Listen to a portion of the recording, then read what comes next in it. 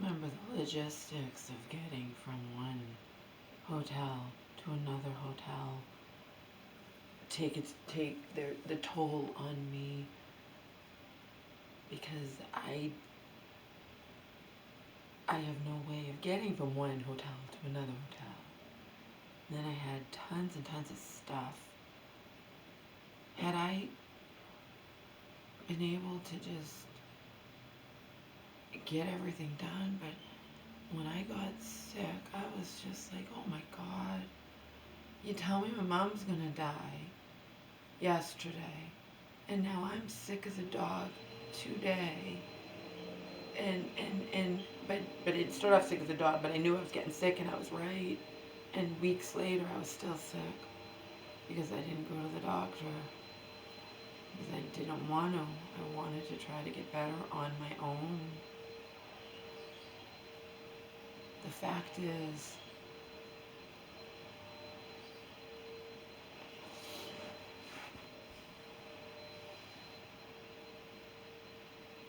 and then I had a church woman be a matter of fact, well, do you want to, we could have some kind of service for her. And don't you want to bring the ashes when you fly?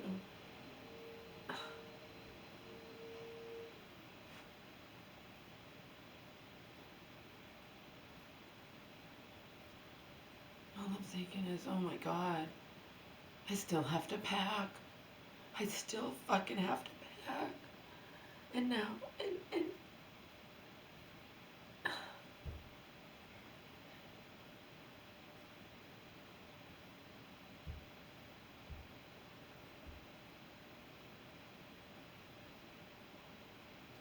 Joe's out with this.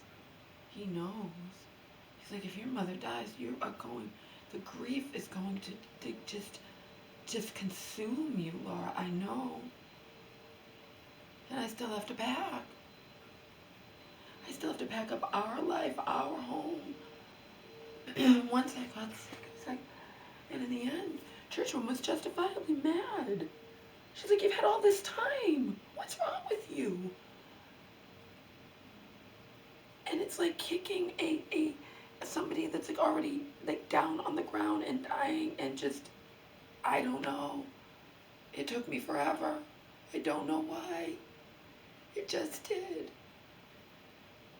I wasn't gallivanting around. I wasn't partying. I still had to take breaks. I didn't crave meals. I just did nothing. I lived and breathed, just packing. But there were different things that had to be done that took away from it. In 3 of my days of packing, we visited my mom. I visited once alone, twice with her. Okay, that takes time. Another time the goddamn dryer broke and I had to do my clothes. Plus I wanted to donate a bunch of fucking linens. I didn't want to just throw them away to the animal shelter. And plus we had to pick up supplies. We had to pick up stuff to wrap glass. We had to pick up bubble. We had to do different things. We had to mail out things to Joe. We had to mail my computer to Joe. We had to, at the last day, oh, I'm sorry, we had to go and have the mail held. We had to go and return stuff that I didn't, Comcast stuff that you have to return the router or you owe $100 to them. You have to, what else? We spent hours one day wrapping. We bought all kinds of stuff at Lowe's. I spent over $300 at Lowe's. We spent a long time wrapping all the furniture to save on when the moving people were coming, because if they had to wrap it all and it went over, I'd have to pay, an extra, even if it went over any amount past the 3 hours I booked, I'd have to pay an extra $150 to them, whereas I don't have to pay church women anything.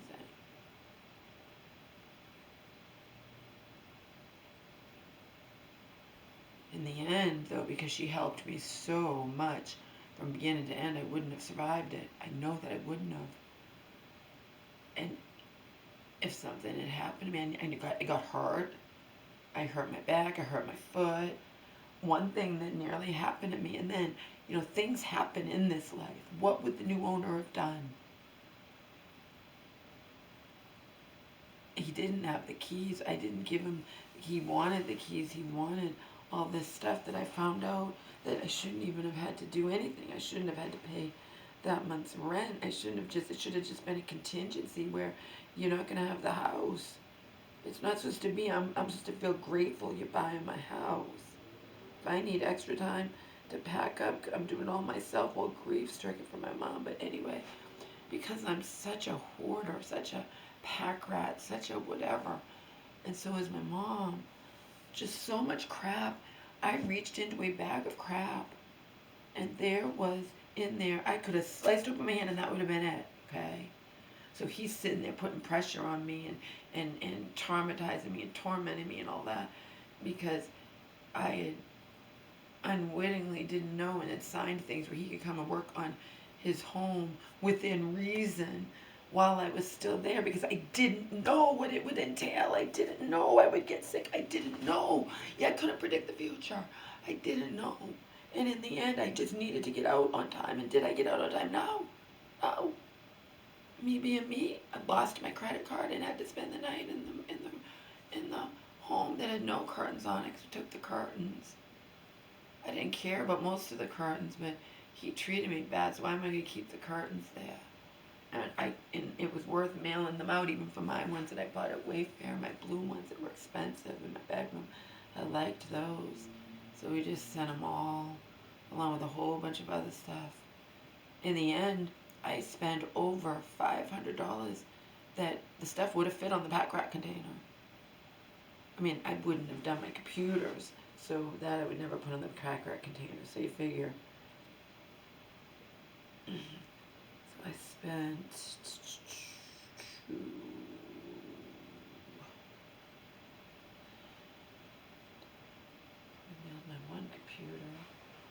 mailed my one computer. And it takes its toll on me visiting my mom and seeing her like that. Having her cry, I haven't eaten or drank in 5 days. Having me, a church woman, sit down and be told there's no hope for your mother. She's dying. And then I have to go home and fucking back. Like, what?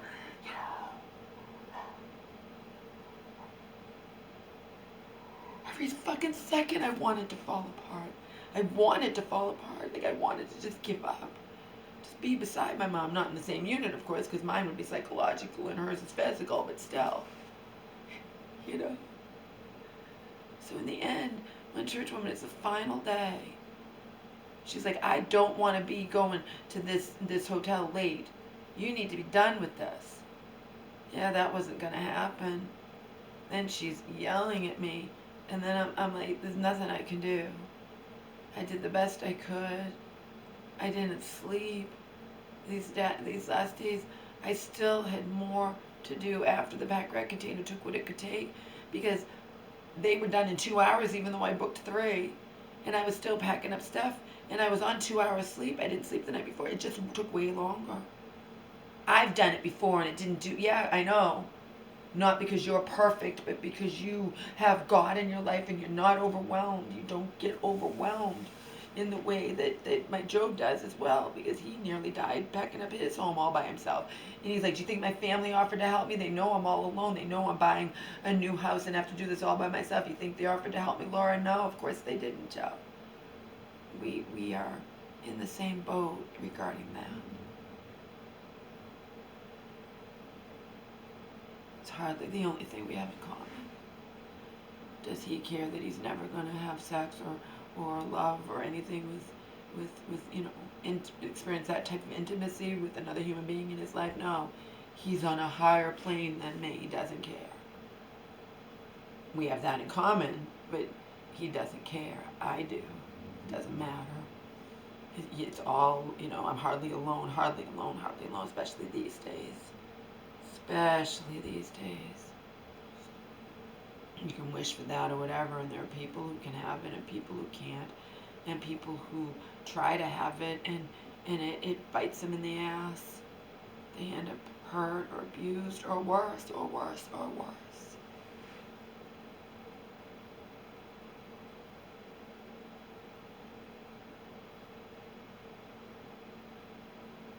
could have ended up being a nice person and actually being my soulmate, I believe.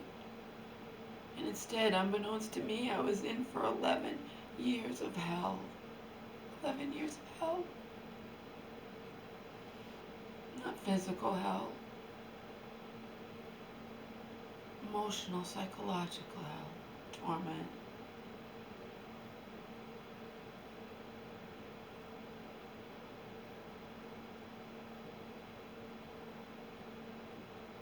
Only bright light came in the form of a little thing this big. A 7-week-old pure bed pug. We named Omar because Donald, being who he was, worked with someone who said he reminded him. Yeah, don't tell your coworker that, Donald. That's rude. He said he looked like a pug. That's an insult. Just whatever. In fact, his Donald was a fucking joke. Donald may have been good looking, you know, and not just in my eyes. Donald was a fucking monster. He was fucking whatever. He pretended to work for a year. He didn't pretend. He did it so he could have me in his clutches, and then let me know that he'd actually been on disability for the past 11 years, and it only worked to try to please me or to try to whatever. Again, he had everything. He had his mom, he had everything, but we all make our own choices, okay? We all make our own choices. So yeah, in the light of everything,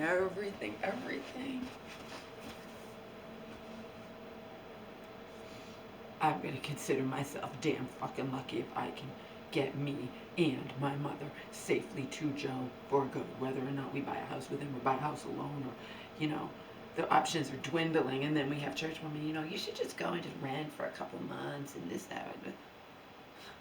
You have no idea this life. You just don't have a clue, do you? There is no time, but you've been running yourself ragged. Don't you want to relax? No, I don't. I can't. Still have to find, I have to find my mom doctors and whatever, you know, nursing homes. They won't do that. They won't write out scripts. They give you a few days and that's it, or whatever. They don't give a month's worth. You're supposed to get it through your psychiatrist, your primary care physician, whatever. They don't do it. They don't care. They don't do it. They always have you see your primary care physician within 1 week of getting out, and they send the list of meds. This place wouldn't give my mom her shot, and then why wouldn't they give her a shot? That makes no sense. They have nurses there. They are an independent place. If they don't want to give her her shot, they don't have to. Do you think I wasn't freaking out? I can't pay hundreds of dollars for a chair car going back and forth to get my mom her shot. That's insanity. That's insanity. She was due for it immediately when she went in, and then she'd be due for it again. That'd be like $1,000. I'm not paying that. We don't give the shots. I even called the hospital and said, "Do you know this place?" But it's a good place. Why they won't give her shot? They won't. We asked. I bitched and moaned and complained, and they won't do it. So they switched her to pills. And I'm happier she's on pills than the shot. But of course, church was like, you know, but she was doing well on the shot. How are you going to get her back on the shot, you know, when you move out of state or whatever? I'm not. I'm happy she's off the shot. Yeah, but Laura, leave me alone. Oh, God. Just leave me the fuck alone, please. Everybody leave me the fuck alone. And then the other one, again, they're so nice, and they help me, and they do this, and they do that, and they bring me back to the hotel when I can't get home, is stranded or this, that, or whatever, but leave me alone. Like, and then the other one, I'm not even done with the goddamn amoxicillin. Did they give you a no, they didn't give me a refill in this strange hospital I've never been in my life. They don't even know me. They're not going to give me a refill. The only reason they put me on antibiotics is because I've been sick for 3 weeks, or normally they wouldn't. They don't. All right? I've been sick for 3 weeks, coughing up yellow flame, and then it turned white, and I thought I was getting better, and then I my ribs. And I thought maybe my ribs were broken, or sprained or whatever. And they were bruised, most definitely on this side. And I decided not to even use the lidocaine patch. Just return them instead. I'm fine because the amoxicillin worked immediately. But do you have refills? You know, you might need a second round. I'm not doing a fucking second round. I didn't even want to do a first round. I'm not doing a second round. It's just like last time. I went on them. I ended up getting sick, and then I did it the natural way, but I had the luxury of being. But maybe I won't get sick at all, or by the time I get sick, we'll be with Joe. This is how it is constantly. And I studied all of those tormented writers and poets, just to name 3: Sylvia Plath, Anne Sexton, Virginia Woolf. There's also John Berryman, and there's many, many, many others. Studied them in college, okay? And the ones who didn't commit suicide, a lot of them, even if they didn't die by suicide, they killed themselves slowly, like through drugs and alcohol, whatever. They were tormented. They couldn't deal with life. Okay? Everybody's different. I could have easily wound up hospitalized, physically hurt again, nearly sliced open my entire hand, reaching into a bag of crap. Remember, when it getting down to the wire, and I know I have to get to the new hotel, and Church Woman's going to come, and I didn't know she was going to say, well, I don't want to go in the dark. We're going to have to go in the dark. We have things to do today. We have to return the things to Comcast. We have to do this. We have to do that. I'm not done packing. Well, you should have been. I know I should have been this, and I should have been that.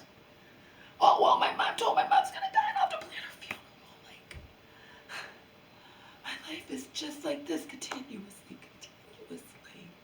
That is how it has been. One hotel to another.